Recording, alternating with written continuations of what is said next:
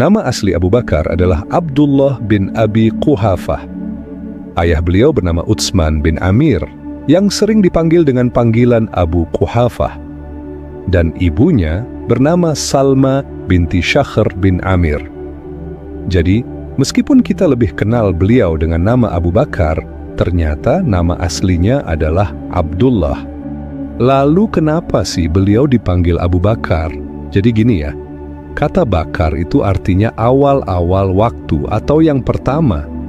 Nah, jadi Abu Bakar itu orang pertama yang masuk Islam dari kalangan laki-laki dewasa.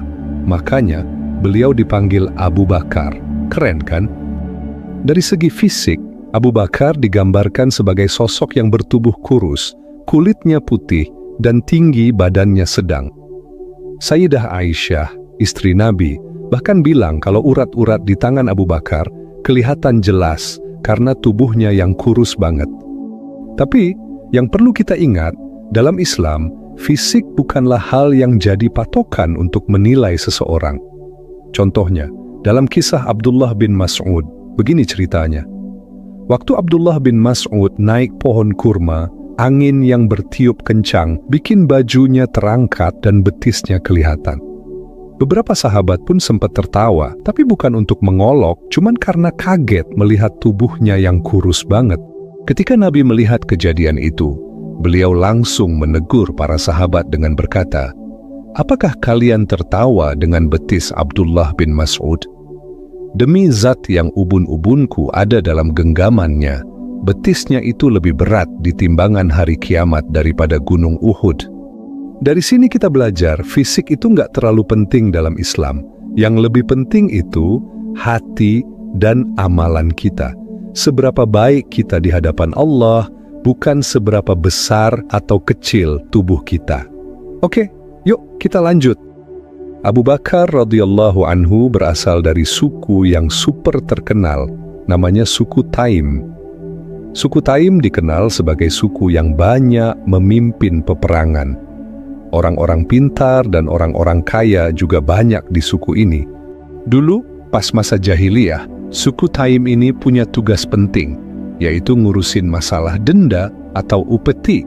Jadi, kalau ada orang yang melanggar aturan di Mekah, misalnya ngebunuh orang atau hal-hal buruk lainnya, mereka yang melanggar harus bayar denda ke suku Taim ini.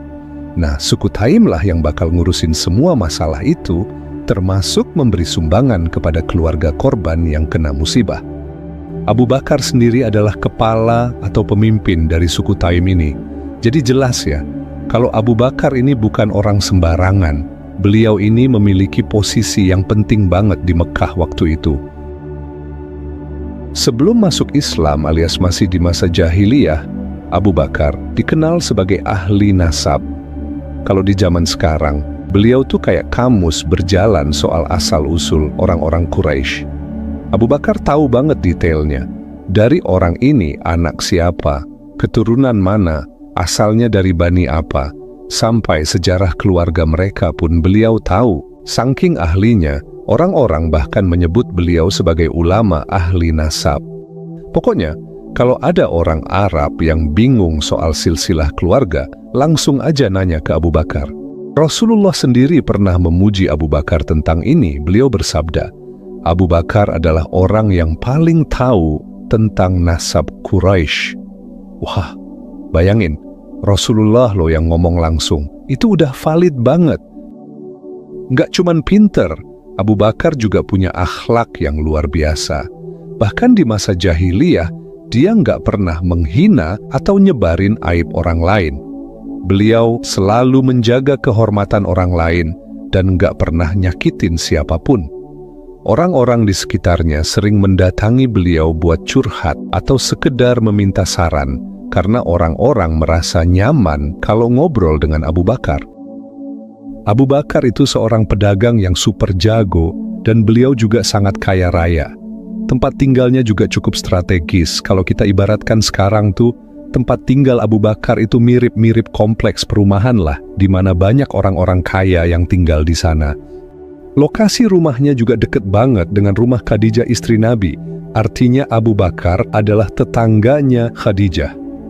Nah, karena mereka tetanggaan, maka persahabatan antara Nabi Muhammad dan Abu Bakar mulai terjalin setelah Nabi menikah dengan Khadijah. Dari situlah Nabi mulai kenal Abu Bakar dan Abu Bakar juga mulai kenal dengan Nabi Muhammad. Selain itu, Abu Bakar juga dermawan banget. Beliau sering banget berinfak tanpa takut hartanya habis. Kalau kebanyakan orang mungkin mikir, wah, kalau aku infak, nanti gimana ya kalau uangnya kurang? Tapi beda banget sama Abu Bakar. Dia terus-terusan ngasih tanpa khawatir miskin. Mungkin karena hatinya ikhlas, makanya bisnis dagangnya pun makin besar. Sebelum Islam datang, Abu Bakar hidup di tengah masyarakat yang hobinya menyembah patung. Tapi uniknya, Abu Bakar nggak pernah ikut-ikutan sama sekali. Beberapa sahabat mungkin pernah menyembah berhala, tapi Abu Bakar malah nggak pernah kepikiran buat ngelakuin itu. Ada cerita lucu waktu Abu Bakar masih muda, tepatnya pas beliau udah balik. Waktu itu, ayahnya memegang tangan Abu Bakar, lalu dia mengajaknya ke suatu tempat yang terdapat banyak patung. Si ayah bilang, "Lihat ini nak, patung ini adalah Tuhanmu. Kalau kamu mau minta sesuatu, mintalah ke patung ini." Habis ngomong begitu, ayahnya pergi ninggalin Abu Bakar sendirian. Abu Bakar yang penasaran langsung deketin salah satu patung itu. Dia bilang, "Aku lapar, tolong kasih aku makanan." Tapi patung itu cuman diem aja, dia nggak gerak dan nggak jawab. Lalu Abu Bakar bilang lagi, "Aku nggak punya pakaian, tolong beri aku pakaian." Dan sama aja, patung itu tetap diem 1000 bahasa, dia nggak gerak dan juga nggak jawab. Karena merasa kesel, Abu Bakar akhirnya mengambil batu, lalu melemparkannya ke patung itu. Patung itu langsung jatuh tersungkur ke tanah. Lalu Abu Bakar pun berpikir, Tuhan macam apa ini? Masa patung kayak gini mau disembah? Keren kan? Hal keren lainnya dari Abu Bakar adalah beliau nggak pernah menyentuh khamr alias minuman keras. Padahal waktu itu minum khamr udah kayak kebiasaan umum. Bahkan banyak sahabat yang lain pernah meminumnya karena memang waktu itu belum ada larangan. Tapi Abu Bakar berbeda. Beliau udah mengharamkan khamr buat dirinya sendiri jauh sebelum Islam datang. Alasannya, dia mau menjaga harga dirinya dan tetap berakhlak baik di tengah masyarakat. Suatu hari, beliau melihat seorang laki-laki yang lagi mabuk berat. Orang itu dalam keadaan gak sadar, tangannya memegang kotoran hewan dan mendekatkan kotoran itu ke mulutnya. Melihat itu, Abu Bakar cuma bisa geleng-geleng dan berkata, "Sungguh, orang ini gak tahu apa yang sedang dia lakukan." Pemandangan itu bikin Abu Bakar semakin yakin bahwa khamr bukan cuma bikin orang kehilangan akal sehat, tapi juga melakukan hal-hal yang memalukan. Abu Bakar As-Siddiq dikenal sebagai sosok yang selalu haus akan kebenaran. Beliau sering banget melakukan perjalanan jauh demi mencari agama yang benar. Suatu hari, waktu Abu Bakar lagi di negeri Syam, beliau mengalami mimpi yang cukup unik. Mimpi ini benar-benar bikin dia penasaran, lalu dia memutuskan untuk menceritakan kepada seorang pemimpin agama di sana. Orang ini seorang Nasrani yang masih mengikuti ajaran murni Nabi Isa alaihissalam. Tapi sayangnya, detail tentang mimpinya nggak disebutkan dalam cerita ini. Setelah Abu Bakar cerita mengenai mimpinya, si pendeta mulai menanyakan beberapa hal tentang Abu Bakar. "Kamu asalnya dari mana?" Abu Bakar jawab, "Dari Mekkah." Lalu si pendeta lanjut nanya, "Mekkah bagian mana? Bangsa apa?" Abu Bakar jawab lagi, "Dari Quraisy." Si pendeta nanya lagi, "Terus, kamu kesini mau ngapain?" "Aku mau berdagang." Nah, setelah menerima informasi yang detail dari Abu Bakar, pendeta ini langsung menjelaskan arti dari mimpi Abu Bakar. Dia bilang, "Kalau mimpimu itu benar, artinya akan ada seorang nabi yang diutus dari kaummu, dari Quraisy. Kamu bakal jadi sahabat terdekatnya, pendamping setianya selama hidupnya. Dan nanti setelah dia meninggal, kamu akan jadi khalifah penggantinya." Bayangin betapa beratnya informasi ini. Tapi Abu Bakar nggak langsung heboh atau cerita ke sana-sini. Dia menyimpan kata-kata si pendeta itu dalam pikirannya. Soalnya, si pendeta ini bukan orang sembarangan. Apa yang dia ucapkan pasti punya makna yang dalam banget. Dan ternyata, firasat itu nantinya bakal menjadi kenyataan. Suatu hari, waktu lagi duduk-duduk di sekitar Ka'bah, datanglah Umayyah bin Abi Sa'd dan mulai ngobrol sama Abu Bakar. Umayyah nanya, "Bagaimana kabarmu, wahai pencari kebenaran?" Abu Bakar jawab santai, "Aku baik-baik saja." Lalu Umayyah lanjut, "Gimana pencarianmu selama ini? Udah nemu yang kamu cari belum?" Abu Bakar jawab, "Belum."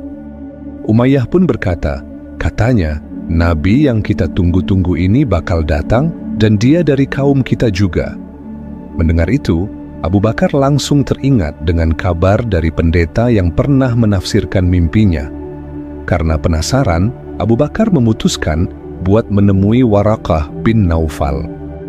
Waraqah ini bukan orang sembarangan. Dia seorang Nasrani yang punya ilmu luas banget dan dia dikenal sebagai Imam Arab.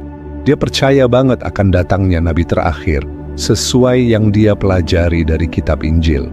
Saat bertemu dengan Waraqah, Abu Bakar langsung cerita panjang lebar tentang pencariannya, tentang mimpinya, dan kabar soal Nabi yang bakal diutus dari kaumnya. Waraqah mendengarkan dengan serius lalu berkata, "Wahai Abu Bakar, kita ini adalah orang-orang yang memahami kitab-kitab dan ilmu-ilmu." Lalu dia menegaskan bahwa Nabi terakhir itu akan datang dari bangsa Arab. "Wahai Abu Bakar, kaummu adalah kaum yang paling tinggi nasabnya." Dari obrolan itu, Abu Bakar mulai bisa menggambarkan sosok Nabi yang akan diutus. Dia juga makin yakin bahwa berita ini nggak mungkin bohong, karena informasi dari Waraqah sinkron dengan perkataan pendeta sebelumnya, padahal mereka nggak pernah saling ketemu. Abu Bakar yang makin penasaran bertanya lagi, "Wahai Paman, apa yang disampaikan oleh Nabi nanti? Apa yang akan dia katakan?" Waraqah menjawab, dia akan menyampaikan apa yang diberitahukan kepadanya, yang maksudnya adalah wahyu langsung dari Allah Subhanahu wa Ta'ala melalui malaikat Jibril. Nggak lama setelah itu, Rasulullah Shallallahu Alaihi Wasallam menerima wahyu pertama di Gua Hira. Setelah momen penuh kejutan itu, beliau pulang ke rumah dengan tubuh gemetar. Setibanya di rumah, beliau langsung cerita semuanya ke Khadijah, istrinya yang selalu jadi pendengar setia. Khadijah yang bijaksana nggak tinggal diam. Beliau langsung mendatangi Waraqah bin Naufal.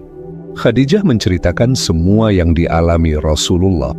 Mendengar cerita itu, Waraqah langsung berkata, yang datang kepadanya adalah An-Namus, yaitu malaikat Jibril, yang dulu pernah datang kepada Nabi Musa alaihi salam.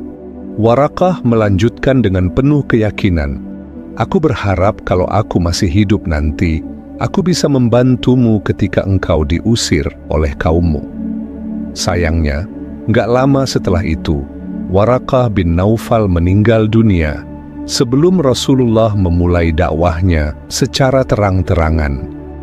Suatu hari, Abu Bakar mendengar desas-desus yang kurang enak tentang Nabi Muhammad. Saat itu, Abu Bakar belum tahu kalau Nabi Muhammad sudah diutus sebagai Nabi. Tapi di kalangan Quraisy mulai ramai pembicaraan kalau Nabi Muhammad menghina Tuhan-Tuhan mereka dan ajaran nenek moyang mereka. Abu Bakar yang mendengar itu langsung heran, karena dia tahu banget siapa Nabi Muhammad, orangnya jujur, amanah, baik hati, dan akhlaknya luar biasa. Abu Bakar juga yakin banget kalau Nabi Muhammad nggak pernah sekalipun berbohong sepanjang hidupnya. Apalagi mereka udah berteman lama sebelum Islam datang. Karena penasaran, Abu Bakar memutuskan buat langsung menemui Nabi Muhammad. Begitu bertemu dengan Nabi, Abu Bakar nggak basa-basi, beliau langsung nanya, "Wahai Muhammad, apa benar seperti yang dikatakan Quraisy bahwa engkau menyuruh mereka meninggalkan Tuhan-Tuhan mereka, menyebut orang-orang yang menyembah berhala itu bodoh, dan menganggap bapak-bapak kami kafir karena menyembah berhala?" Rasulullah Shallallahu Alaihi Wasallam menjawab dengan tenang, "Benar, aku adalah Rasul Allah dan Nabi Allah. Aku diutus untuk menyampaikan risalah dari Allah Subhanahu wa Ta'ala." Lalu Rasulullah melanjutkan, "Wahai Abu Bakar, aku memanggilmu kepada Allah yang Maha Esa, yang tidak ada sekutu baginya. Janganlah engkau menyembah selain Allah Subhanahu wa Ta'ala dan taatlah selalu kepadanya." Rasulullah kemudian membacakan beberapa ayat Al-Quran kepada Abu Bakar. Mendengar itu, Abu Bakar langsung terdiam. Tapi dalam hati, beliau udah yakin banget. Tanpa ragu sedikit pun, Abu Bakar mengucapkan kalimat syahadat sebagai tanda keislamannya. Dengan begitu, beliau resmi menolak penyembahan terhadap berhala dan memproklamirkan dirinya sebagai seorang Muslim. Abu Bakar pun pulang ke rumahnya dalam keadaan penuh keyakinan, hati tenang, dan telah menerima Islam sepenuhnya. Kebayang nggak guys? Padahal waktu itu Nabi sendiri nggak bisa baca dan nggak bisa nulis. Tapi tiba-tiba beliau ngaku sebagai Nabi utusan Allah, bahkan cerita tentang malaikat dan segala macamnya. Mungkin kalau kita yang ada di posisi Abu Bakar, belum tentu langsung percaya kan, bisa jadi kita ragu dulu. Tapi ini Abu Bakar, beliau langsung membenarkan dan percaya 100% dengan apa yang disampaikan Nabi, tanpa ragu sedikit pun. Ya begitulah Abu Bakar, orang yang selalu punya keyakinan penuh dan gak pernah ragu sedikit pun kepada Nabi. Bahkan Rasulullah Shallallahu Alaihi Wasallam pernah bersabda tentang keislamannya Abu Bakar. Beliau berkata, "Tidak ada seorang pun yang aku tawarkan Islam, kecuali kadang-kadang mereka masih punya pertanyaan, pertimbangan, atau bahkan ragu. Kecuali Abu Bakar bin Abi Quhafah. Dia tidak menunggu sedetik pun. Saat aku tawarkan Islam dan aku ceritakan tentang Gua Hira, dia langsung mengikuti dan mengimaninya." Setelah memeluk Islam, Abu Bakar nggak tanggung-tanggung. Beliau langsung memperlihatkan keislamannya. Menurut Abdullah ibnu Mas'ud, ada 7 orang pertama yang terang-terangan menunjukkan keislaman mereka, yaitu Rasulullah Sallallahu Alaihi Wasallam, Abu Bakar As-Siddiq, Ammar bin Yasir, Sumayyah, ibunya Ammar, Suhaib Ar-Rumi, Bilal bin Rabah, dan Mirdad. Mereka semua menunjukkan keberanian luar biasa di tengah tekanan kaum kafir Quraisy. Rasulullah sendiri dijaga oleh pamannya Abu Thalib, sehingga kaum Quraisy nggak berani menyentuh beliau. Sementara Abu Bakar dilindungi oleh kaumnya, Bani Taim.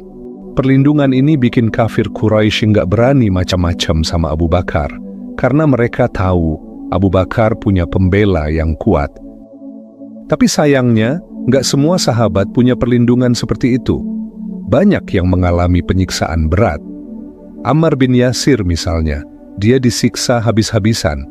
Ibunya, Sumayyah, bahkan dibunuh dengan kejam, dan bapaknya juga meninggal karena penyiksaan yang luar biasa. Miqdad juga mengalami hal yang sama. Bilal bin Rabah juga enggak luput dari penderitaan. Majikannya, Umayyah bin Khalaf, menyiksa Bilal secara brutal, mulai dari dipakaikan baju besi, diseret di jalanan panas, sampai tubuhnya ditindih batu besar. Semua itu dilakukan supaya Bilal meninggalkan Islam, tapi dia hanya bisa berkata, "Ahadun ahad, Tuhan itu Esa." Di tengah semua kekejaman itu, cuma Abu Bakar yang berani bertindak. Beliau langsung mendatangi Umayyah dan berkata, "Wahai Umayyah, sudahlah, mau kau apakan lagi orang ini? Lepaskan saja dia, aku akan membelinya darimu." Umayyah pun setuju dan menjual Bilal dengan harga 7 kantong emas. Tanpa banyak basa-basi, Abu Bakar langsung bayar sesuai permintaan. Namun setelah transaksi selesai, Umayyah merasa kesal kepada Abu Bakar. Tapi dia nggak berani kepada Abu Bakar karena beliau juga petinggi di Mekkah. Maka Umayyah mengungkapkan kekesalannya dengan membodohi Abu Bakar. "Kamu bodoh, wahai Abu Bakar. Budak seperti Bilal nggak ada gunanya untukmu. Kalau tadi kamu menawar 1 kantong emas saja, aku pasti sudah melepasnya." Abu Bakar dengan tenang dan penuh wibawa membalas, "Justru kamu yang bodoh, wahai Umayyah. Kalau tadi kamu minta 20 kantong emas, aku pun akan memberikannya." Umayyah pun terdiam, nggak bisa jawab apa-apa, lalu dia pergi dengan perasaan yang kesal. Abu Bakar nggak cuma berhenti di Bilal, guys. Banyak sahabat lain yang juga beliau bebaskan dari perbudakan. Dan yang kerennya, Abu Bakar membeli mereka bukan untuk dijadikan budaknya, tapi tujuannya murni buat memerdekakan mereka, supaya mereka bisa hidup bebas dan menjalankan Islam tanpa hambatan apapun.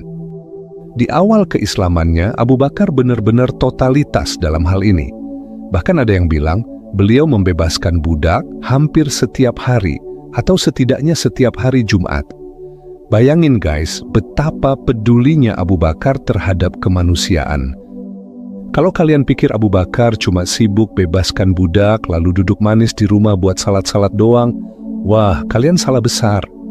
Abu Bakar ini tipe orang yang super berani. Kalau beliau udah yakin sama sesuatu yang benar, beliau nggak bakal diam aja. Beliau pasti ngajak orang lain buat tahu juga tentang Islam.